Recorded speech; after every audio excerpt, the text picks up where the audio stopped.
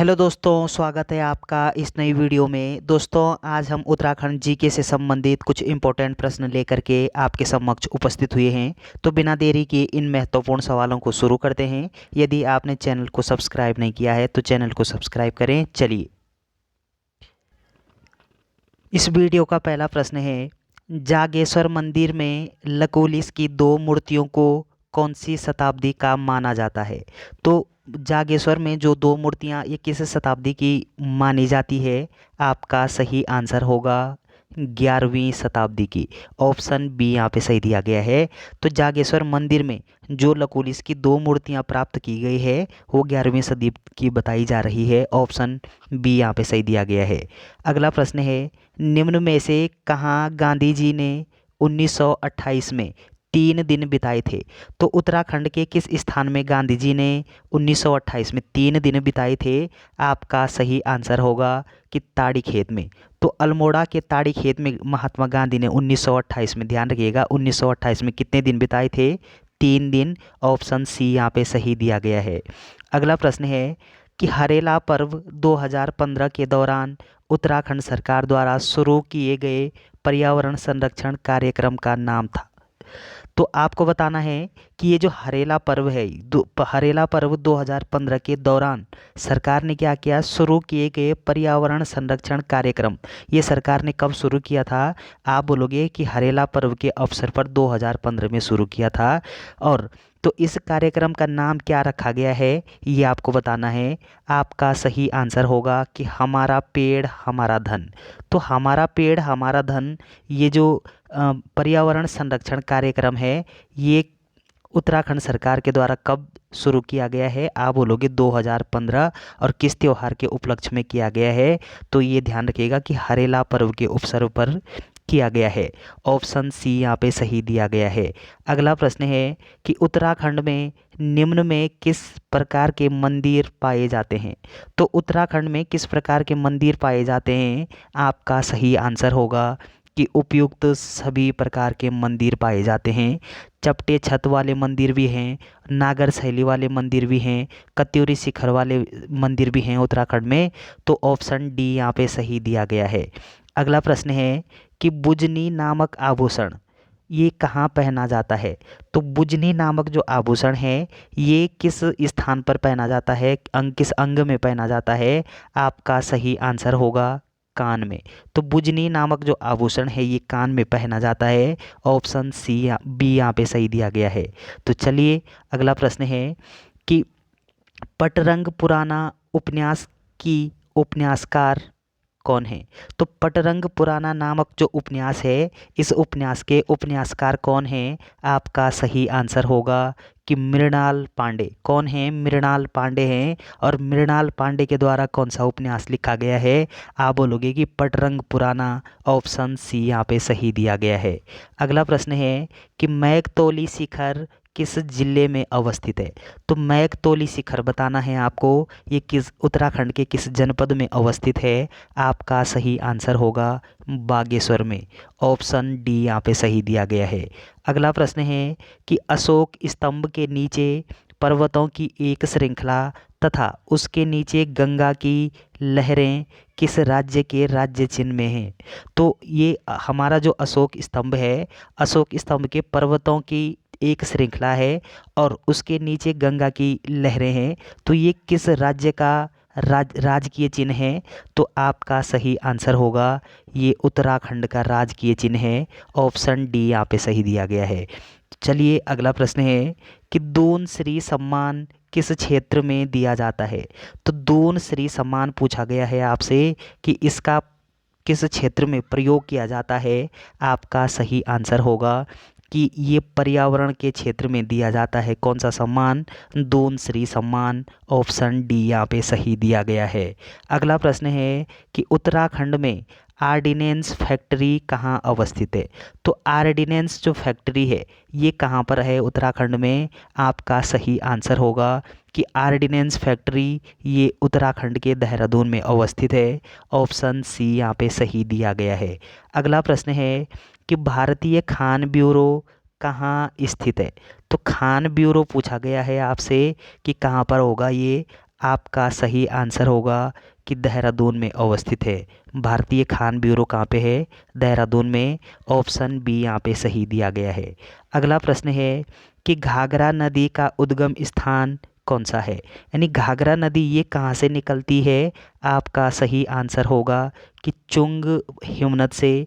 चुंग नामक जो ग्लेशियर है, इस चुंग ग्लेशियर से कौन सी नदी निकलती है? आप बोलोगे घाघरा नदी। ऑप्शन सी यहाँ पे सही दिया गया है। अगला प्रश्न है उत्तराखंड में सर्वाधिक ऊंचाई पर स्थित मंदिर कौन सा है? तो सर्वाधिक ऊंचाई पर कौन सा मंदिर है उत्तराखंड में? आपका सही आंसर होगा तुंगनाथ मंदिर। तो ये उत्तराखंड रुद्रप्रयाग जनपद में ये जो तुंगनाथ मंदिर है, ये उत्तराखंड में सर्वाधिक ऊंचाई पर स्थित मंदिर है। ऑप्शन डी यहाँ पे सही दिया गया है। अगला प्रश्न है कि उत्तराखंड के किस खिलाड़ी ने एशियाई खेलों में बॉक्सिंग में स्वर्ण पदक प्राप्त किया? तो उत्तराखंड का वो कौन सा खिलाड़ी था जिसने एशियाई खेलों में स्वर्ण पदक प्राप्त किया था? आपका सही आंसर होगा कि बहादुर मल ने। तो किस कौन सा खिलाड़ी था? बहादुर मल नामक जो खिलाड़ी है। और इस बहादुर मल नामक खिलाड़ी का संबंध किससे है? आप बोलोगे बॉक्सिंग से है। और बॉक्सिंग के क्षेत्र में इन्होंने क्या किया था? एशियाई खेलों में स्वर्ण पदक जीता था। ऑप्शन बी यहाँ पे सही दिया गया है। अगला प्रश्न है उत्तराखंड में डॉक्टर पीताम्बर बर्थवाल पुरस्कार दिया जाता है।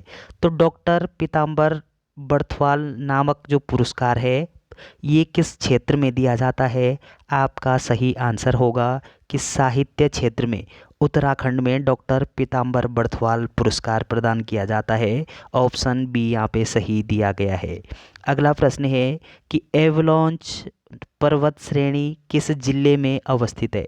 तो एवलांच पर्वत श्रेणी बतानी है आपको, ये किस जिले में है? आपका सही आंसर होगा ये चमोली जनपद में अवस्थित है। ऑप्शन ए यहाँ पे सही दिया गया है। तो चमोली जनपद में कौन सी श्रेणी है? आप बोलोगे कि एवलांच पर्वत श्रेणी बोला जाता है, लोक ऑफ स्नो। ऑप्शन ए यहाँ पे सही दिया गया है। और ये हेमकुंड जो ताल है, ये उत्तराखंड के किस जनपद में अवस्थित है? आप बोलोगे चमोली में अवस्थित है। ऑप्शन ए यहाँ पे सही दिया गया है। अगला प्रश्न है कि मोहन जोशी को देशभक्त का किताब किसने दिया था? तो मोहन जोशी को देशभक्त का किताब किसने दिया था? आपका सही आंसर होगा कि मोहन जोशी को बद्री दत्त पांडे के द्वारा क्या किया गया था कि देशभक्त का किताब दिया गया था। ऑप्शन ए यहाँ पे सही दिया गया है। अगला प्रश्न है कि इष्टगण किस वंश का शासक था? तो इष्टगण बताना है आपको, ये किस वंश का शासक था, किस वंश से संबंधित था? आपका सही आंसर होगा कि ये निम्बर वंश से संबंधित था। निम्बर वंश का ये एक शासक था। कौन? इष्टगण। ऑप्शन बी यहाँ पे सही दिया गया है। अगला प्रश्न है कि ग्राम्या काव्य संग्रह, तो ग्राम्या नामक जो काव्य संग्रह है, ये किस कवि का है? तो आपको बताना है। आपका सही आंसर होगा कि ये पंथ का है। ऑप्शन बी यहाँ पे सही दिया गया है। अगला प्रश्न है कि पौन टूटी क्या था? तो उत्तराखंड में पौन टूटी ये क्या था, किस से है इसका संबंध? आपका सही आंसर होगा कि पौन टूटी एक प्रकार का कर था, एक प्रकार का टैक्स था। ऑप्शन डी यहाँ पे सही दिया गया है। तो पौन टूटी क्या था? एक प्रकार का टैक्स था। ऑप्शन डी यहाँ पे सही माना जाएगा। अगला प्रश्न है कि पर्वत जन सम्मान किस क्षेत्र में दिया जाता है? तो पर्वत जन सम्मान पूछा गया है आपसे कि पर्वत जन सम्मान का संबंध किस क्षेत्र से है? आपका सही आंसर होगा पर्यावरण क्षेत्र से। तो पर्यावरण क्षेत्र में एक पुरस्कार, एक सम्मान दिया जाता है, एक पुरस्कार दिया जाता है, और उसका नाम क्या है कि पर्वत जन सम्मान। ऑप्शन ए यहाँ पे सही दिया गया है। तो ध्यान रखिएगा, इम्पोर्टेंट प्रश्न है। अगला प्रश्न है उत्तराखंड में मननी व चौमासी, तो मननी व चौमासी बुग्याल किस जनपद में अवस्थित है? आपका सही आंसर होगा कि उत्तराखंड में ये मननी व चौमासी नामक जो बुग्याल है, ये चमोली जनपद में अवस्थित है। ऑप्शन बी यहाँ पे सही दिया गया है। अगला प्रश्न है कि कुष्ठहारा बुग्याल किस जनपद में स्थित है? तो पुष्टहारा बुग्याल पूछा गया है आपसे कि पुष्टहारा बुग्याल किस जनपद में अवस्थित है। आपका सही आंसर होगा कि पुष्टहारा बुग्याल ये आपका उत्तरकाशी जनपद में अवस्थित है। ऑप्शन ए यहाँ पे सही दिया गया है। अगला प्रश्न है कि 7 राजाओं को गद्दी पर बिठाने और हटाने वाले विश्व के पहले व्यक्ति हैं। तो 7 राजाओं को गद्दी पर भी बिठाया और हटाया भी, तो कौन थे वो विश्व के पहले व्यक्ति? आपका सही आंसर होगा कि श्री हर्षदेव जोशी। तो श्री हर्षदेव जोशी ने क्या किया था कि 7 राजाओं को गद्दी पर भी बिठाया था और उनको उस गद्दी से हटाया भी था। तो ये एकमात्र व्यक्ति हुए हैं। ऑप्शन बी यहाँ पे सही दिया गया है। और इनका संबंध कहाँ से है? उत्तराखंड के हैं ये। ऑप्शन बी यहाँ पे सही दिया गया है। अगला प्रश्न है कि नागनाथ मंदिर कहाँ है? तो नागनाथ मंदिर ये किस जनपद में अवस्थित है? तो आप बोलोगे किस नदी के तट पर है? उत्तराखंड के किस नदी के तट पर है? आपका सही आंसर होगा कि नागनाथ नामक जो मंदिर है ये चंपावत दुर्ग के निचले भाग में अवस्थित है। ऑप्शन सी यहाँ पे सही दिया गया है। अगला प्रश्न है कि गोकल ऋषि का आश्रम कहाँ है? तो गोकल ऋषि का आश्रम बताना है, किस जगह होगा, किस क्षेत्र में है? आपका सही आंसर होगा कि गोकल ऋषि का आश्रम ये गंगोल गांव गोपेश्वर में अवस्थित है। ऑप्शन सी यहाँ पे सही दिया गया है। तो गोपेश्वर, गंगोल का जो गोपेश्वर स्थान है उसमें गोकल ऋषि का क्या है? आश्रम है। ऑप्शन सी यहाँ पे सही दिया गया है। अगला पॉइंट क्या ध्यान रखना है कि ये गोपेश्वर नामक जो स्थान है ये किस जनपद में अवस्थित है? आप बोलोगे चमोली जनपद में अवस्थित है। चलिए अगला प्रश्न है कि आंचरी ताल कहाँ है? तो आंचरी ताल पूछा गया है आपसे, ये कहाँ पर होगा? आपका सही आंसर होगा कि आंचरी ताल ये फूलों की घाटी के मध्य अवस्थित है। ऑप्शन बी यहाँ पे सही दिया गया है। अगला प्रश्न है कि भक्त दर्शन का वास्तविक नाम क्या था? तो भक्त दर्शन का वास्तविक नाम क्या था? आपका सही आंसर होगा कि राज दर्शन भक्त दर्शन का क्या था? वास्तविक नाम था भक्त। इनकी एक उपाधि थी। ऑप्शन ए यहाँ पे सही दिया गया है। अगला प्रश्न है कि महिषासुर मर्दिनी देवी रूप की प्रथम मूर्ति मिली, तो कहाँ से मिली थी इनकी प्रथम मूर्ति?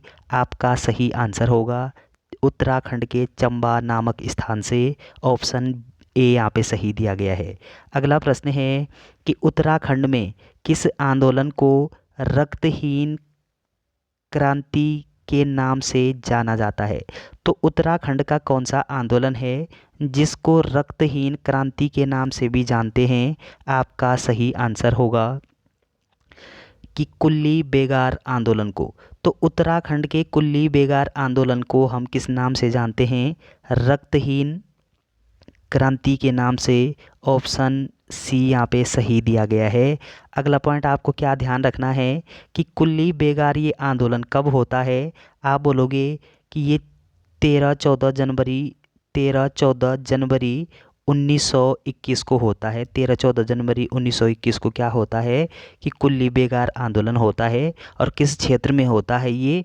आप बोलोगे कि ये आपका बागेश्वर में होता है। ऑप्शन सी यहाँ पे सही दिया गया है। अगला प्रश्न है कि ढकरानी परियोजना किस जनपद में अवस्थित है? तो ढकरानी परियोजना पूछी गई है आपसे, तो कहाँ पर अवस्थित होगी ये? आपका सही आंसर होगा कि ढकरानी परियोजना ये देहरादून में अवस्थित है। ऑप्शन ए यहाँ पे सही दिया गया है। अगला प्रश्न है कि गर्म पानी युक्त सूर्यकुंड किस स्थान पर है? तो गर्म पानी युक्त सूर्यकुंड पूछा गया है आपसे, ये कहाँ पर अवस्थित है? आपका सही आंसर होगा उत्तरकाशी में। तो गर्म पानी युक्त जो सूर्यकुंड है ये उत्तरकाशी के यमुनोत्री में अवस्थित है। ऑप्शन बी यहाँ पे सही दिया गया है। अगला पॉइंट आपको क्या ध्यान रखना है कि अगर आपसे ठंडा पानी युक्त सूर्यकुंड पूछे तब आपका सही आंसर क्या होना चाहिए? तब आपका सही आंसर होगा पिथौरागढ़। तो चलिए, और गर्म पानी युक्त सूर्यकुंड उत्तरकाशी में है और ठंडे पानी युक्त सूर्यकुंड ये पिथौरागढ़ में अवस्थित है। आपका ऑप्शन बी यहाँ पे सही दिया गया है। तो चलिए दोस्तों, ये कुछ इंपॉर्टेंट प्रश्न थे। वीडियो अगर आपको अच्छी लगती है तो चैनल को सब्सक्राइब और शेयर लाइक करना ना भूलें। Thanks for watching.